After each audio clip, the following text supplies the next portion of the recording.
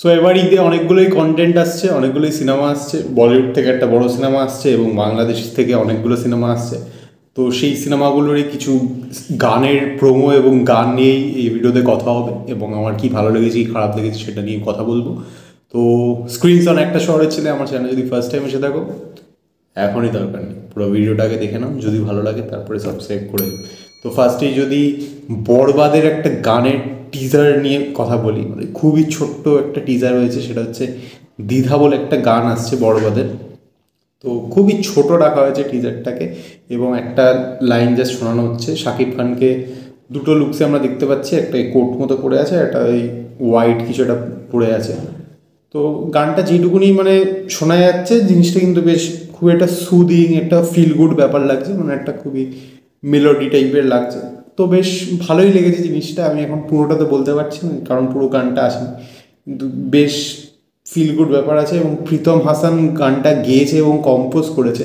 এবার প্রীতম হাসান মানে তুফানের গানটাও গিয়েছিল। এবারে ওরকম যদি অ্যালবাম হয়, এই তুফানের যেরকম অ্যালবাম ছিল, তুফানের অ্যালবাম কিন্তু আমার দারুণ লেগেছিল, এবং এপার বাংলা এবং ওপার বাংলা সব জায়গাতেই কিন্তু খুবই মানে অ্যাপ্রিসিয়েটেড হয়েছিল, এবং গানগুলো সব খুব পছন্দ করেছিল, মাসেজে মানে খুব পেনিট্রেট করে গেছিলো। তো সেই জিনিসটা যদি বরবাদের ক্ষেত্রেও করতে পারে এবং গানগুলো যদি সব কটা এরকম ভালো হয়, তো কিন্তু সেটা খুবই একটা ভালো ব্যাপার হবে, এবং সিনেমাটা কিন্তু একটা আলাদা বুস্ট দেবে।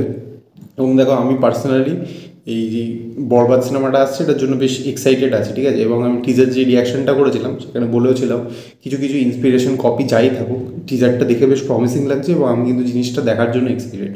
স্যার গানটা আমার বেশ ভালোই লেগেছে, এবং জিনিসটা দেখো এখানে গানটা কিন্তু ক্লিয়ারলি বোঝাই যাচ্ছে, এবং আমি যেটা টিজার রিয়াকশনে বলেওছিলাম, স্টোরি প্রেডিক্ট করেছিলাম যে শাকিব খান কোনো গ্যাংস্টার টাইপের কিছু আছে, খুবই একটা র টাইপের লোক, কিন্তু যখনই ওর ইদিকা বলের ক্যারেক্টারটার সঙ্গে দেখা হচ্ছে একটু ভালো লাগা তৈরি হচ্ছে, এবং হয়তো ওই জিনিস থেকে ওরা একটা সফট কর্নার বেরিয়ে আসছে, হয়তো ট্রান্সফর্ম করার চেষ্টা করছে, ভালো মানুষ হওয়ার চেষ্টা করছে।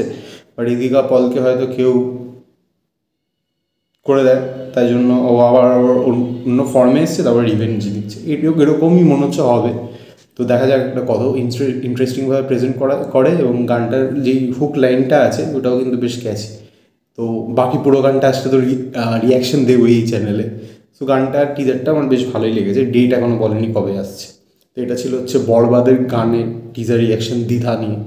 এরপরে যদি সিকান্দারের দুটো গান বেরিয়ে গেছে সেটা নিয়ে কথা বলি, সেটা বেশ হয়ে গেছে অনেক দিনই, ভিডিও বানানো হয়নি। ফার্স্টে জহরা জাবি বলে একটা গান বেরিয়েছিল।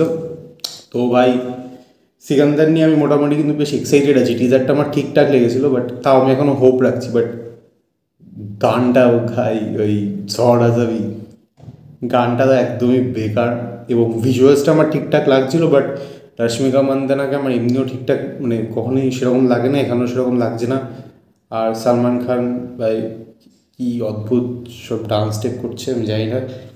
সালমান খানকে খুব সিম্পল কোনো ভাই ঢিঙ্কা চিকার মধ্যে এবং পকেট টাকটাক করছে, ওই স্টেপ দিয়ে দাও ভাই, তোমার গান সুপার হিট। একটা ক্যাচি বিট দিয়ে দাও, একটা ক্যাচি লাইন দিয়ে দাও, তোমার গান হিট ভাই। এত কিছু করে এত তামঝাম করেও ভাই তাই জানি না ভাই কী করছে। আর বাম বাম বলে যে গানটা এসছে হোলি উপলক্ষে আর কি লঞ্চ করেছে, আর গানটা খুবই ছোটো রাখা হয়েছে। সো এটা হয়তো সিনেমার মধ্যেই থাকবে, তো ওরা বেশি কিছু কীভাবে করতে চাইছে না।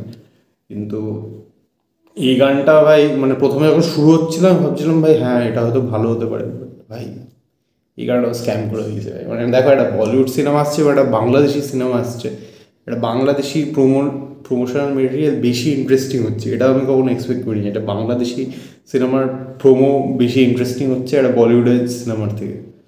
তো এই বাম বাম বলেতে মানে যতক্ষণ শুরু হচ্ছিল জিনিসটা ঠিক ছিল, একটা র্যাপ আসলো, র্যাপে কী মাথা মুন্ডু ছাই বললো কিচ্ছু বুঝতে পারলাম না। তারপরে এই গানের মধ্যে সালমান খান একটা লাল জামা পরে, সালমান খানকে প্রথমে যে আসছিল দেখতে ভালো লাগছিলো, তারপরে যখন আসলো মনে হলো ইচ্ছা নেই ভাই, সিনেমাটা বের করতে হবে, ফ্যান্সদের জন্য টাকা কামাতে হবে, এই জন্য করছে। কী করছে ভাই বুঝতে পারছি না।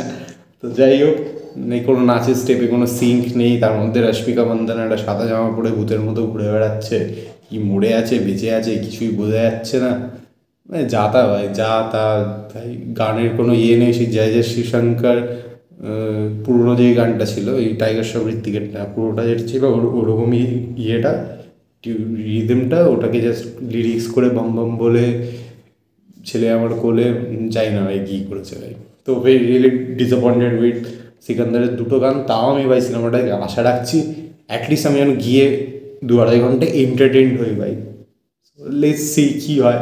এবং বরবাদের টিজারের গানের টিজারটার কথা বললে আমার বেশ ভালোই লেগেছে, দেখা যাক। সো ভাই এটাই ছিল দুটো সিনেমার গান এবং ইয়ের রিয়াকশন আমার কী মতামত। তোমরা যারা সলমান ফ্যান্স আছো, যারা ধরো ভিডিওটা দেখছো, তাদের কী মনে হয় সিকান্দারের এখনও কি আশা রাখছো সেটা আমাকে জানাও। এবং যারা শাকিব খানের কোনো ফলোয়ার বা এমনি কোনো যারা বরবাদ নিয়ে রুট করছো, তারা যদি গানটা দেখে থাকো তারা আমার বলো যে কীরকম লাগবে। এবং ভিডিওতে যদি ভালো লেগে থাকে এবং আমার সঙ্গে যদি অ্যাগ্রি করো তাহলে ভিডিওটাতে লাইক করে দিও। এবং চ্যানেলে ফার্স্ট টাইম এসে থাকলে ভাই যদি ভালো লাগে চ্যানেলটাকে সাবস্ক্রাইব করে দিও। আমি নতুন ক্রিয়েটার একটু মোটিভেশন পাবো ভিডিওস বানানোর জন্য। সো খুব শীঘ্রই দেখা হচ্ছে অন্য কোনো সিনেমা রিলেটেড বা অন্য কোনো টপিকের ভিডিওতে। এবং আজকে আমি একটু পরে মিকি 17 দেখতে যাবো, তাই ভিডিওটা একটু তাড়াতাড়ি করে নিচ্ছি। তো মিকি 17 আমার 4টের সময় শো, সো সেটা দেখতে যাবো। সো ওটার রিভিউ খুব শীঘ্রই আসবে। এবং কাল দোল, সো সবাই মজা করো দোলে যারা দেখছো ভিডিওটা। এবং পশু পাখির গায়ে প্লিজ রং লাগিয়ে নাও, ওদের খুব কষ্ট হয়। এমনি নিজেরা খেলো, মজা করো, ভাং ফাং খেয়ে ড্রেনে উল্টে থেকো না, এটাই বলবো। স্ক্রিনশট একটা শহরের ছেলে, খুব শীঘ্রই দেখা হচ্ছে। বাই। আমি একটু মিকি 7 দেখতে চাই।